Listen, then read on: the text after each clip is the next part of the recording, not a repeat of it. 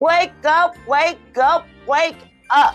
It is the Mega Media Morning Show with the sports with Auntie Shar. Cleveland lost again. Yes, the team is not doing so well. Even though they're eliminated, it still wasn't that good. But Shedeur, he was doing some things and we seen some improvement. And Myles, he got his half a sack. So he's at that 22 sack mark, but we do believe that he's going to break the record. He got 2 more games to do it, and yes, Myles is going to do it. Now that's just my belief. Now, Shedeur playing Josh over there, the Buffalo Bills, it was a tight-knit game. I don't think that the Browns really did that bad. It was 23-20, 23 in the Bills' favor. But the defense, if you ask me, in my opinion, they did show up a little bit because they kept the Bills at a certain range. The Browns came out scoring with a touchdown. Yes, they did. And I believe that they would not have lost if they did not miss, well, not they. Schmidt, he missed the kick. So he missed 1 field goal, and they also missed another opportunity to come out on top. But we see the progression week after week after week with Shedeur. I have to throw that out there because there is so many, as many would say, haters want to bring up or try to make it seem like they still need to see a little bit more of Dylan, or Cleveland got 2 first-round picks, who's coming out, Mendoza, and some other names that I've heard in college, which if you really pay attention to the stats and really see what's going on, there is not a good quarterback class coming out in the 2026 draft class for any team. Any team that needs a quarterback. We know that the Raiders need a quarterback. The Saints need a quarterback. I'm just saying, I don't think that there's any quarterbacks that's coming out that's good enough for any of the teams that actually need a quarterback. So you haters, well, I didn't give y'all that name. I'm just pulling it from where else I hear it. Get over it, especially the ones that's here in Cleveland. First of all, Shedeur has shown what type of quarterback he is. Not can be, but he is. You know, and if you don't know, let's just bring it up.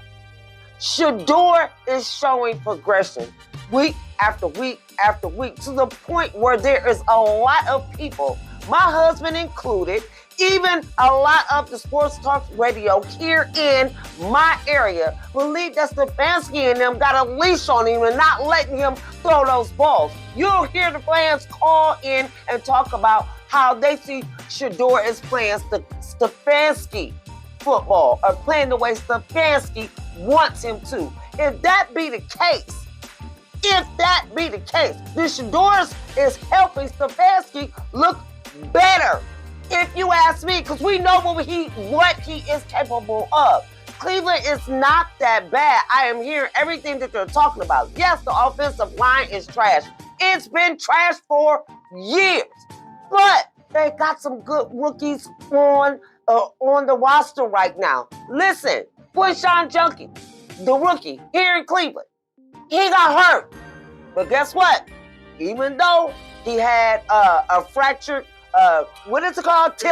Fibula, and he fractured his right ankle. He's going to have surgery, and he'll be back in 5 months. So he'll be back when the season starts. And if you haven't checked him out, y'all got to just go and look at the highlights, anything that you can find on YouTube, because that running back, he is doing what needs to be done. They got some good pieces. They need the time to develop. So all you Shedeur haters, and all you different ones that don't really understand about being a real football fan, Get off the Shedeur bandwagon. Get off on what Cleveland ain't doing or what they ain't doing. And let's see how they develop next year. And let's watch and see if Cleveland is intelligent enough to take those first round picks and draft them some good offensive linemen. So, if you're not in the loop, or if you haven't been able to hear about what's been going on or listening to all the different press conferences, because you know after the post game, they asked Shedeur a question that he had to let them know. Don't even ask him those type of questions. Let them know what type of atmosphere that they are trying to create here with the Cleveland Browns. So be about the football team and be a real Browns fan. If you are nothing but a Shedeur fan, then just make sure that you are supporting him and what he's doing. And shut up with the what y'all think should be going down with the picks and the quarterbacks. Just watch some football. Now let's talk about what's going on in the NFL. I'm going to refer to my notes so I can tell you what teams that I have been keeping my eye on.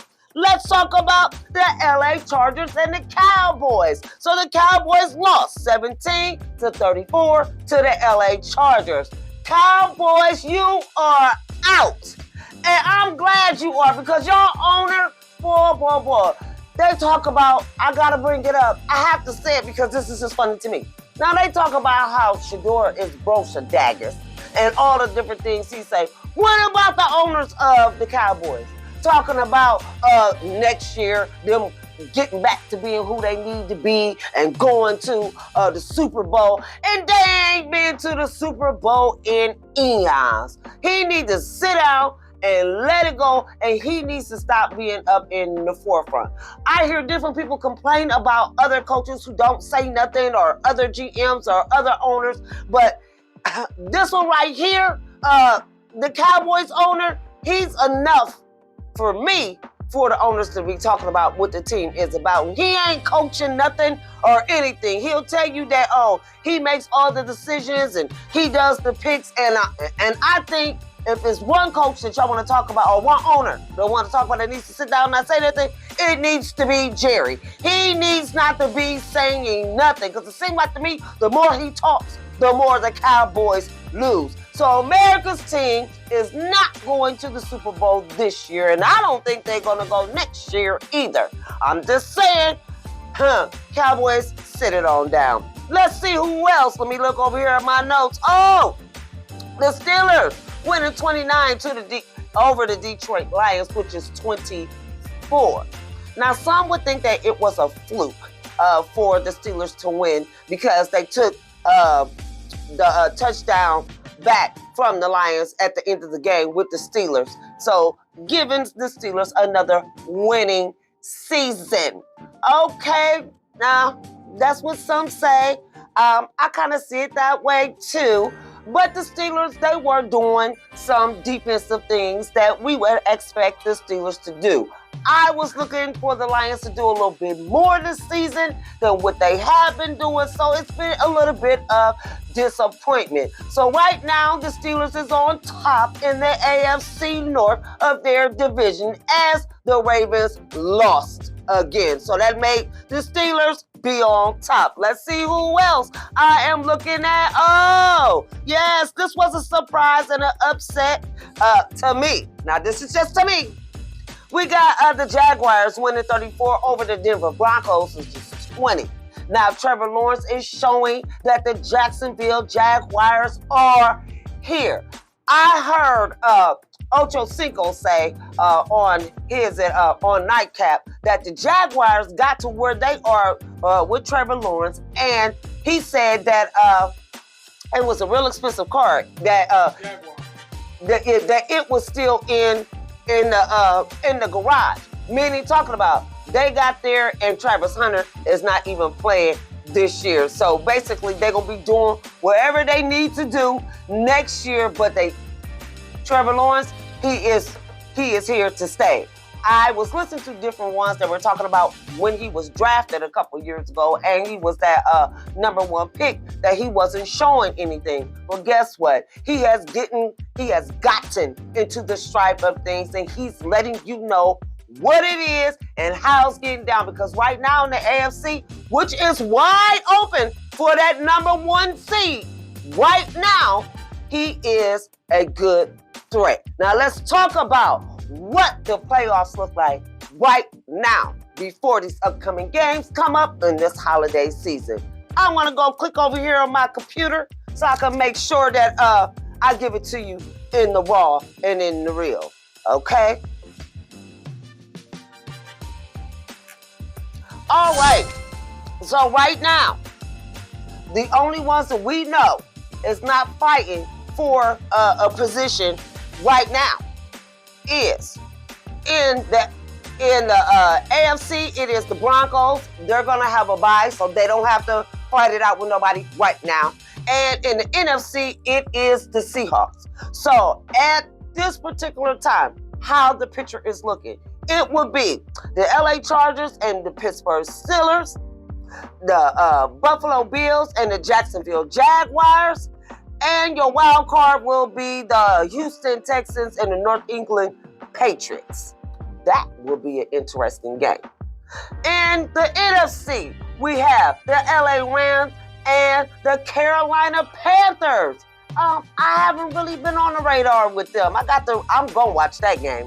Then we got the San Francisco 49ers and the champs, the Eagles. And your wild card is the Green Bay Packers and the Chicago Bears. My money is on the Chicago Bears. I would love to see Caleb advance on to the next step. So over the holidays, you know I'm going to be watching football. And even though I know the Browns is eliminated and they are out, Shedeur will be playing the Pittsburgh Steelers in this upcoming game. And I will be excited to see what's going to go on. Even though we know the Browns is not playing for a playoff position. So it's going to be a good game. I would love to see how Shedeur measures up and plays against Aaron Rodgers. So I'm going to be tuned in for the next couple of weeks just to see what Shedeur is going to be giving us to looking forward to for the 2026 season. Until next time, I'm out. Fire TV. Hey, check this out, your boy Benzino. Listen, I need y'all to go to that'sfiretv.com. Choose a platform to experience the hottest new app. That's Fire TV is on Roku, Amazon, Android, iPhone, Apple TV. All right? All you got to do is just lock in. It's hundreds of movies for just $0. That's right, no money at all. It's spelled THATZ. That's FireTV.com. Fire TV. This has been a podcast from the Mega Media Social Media Network.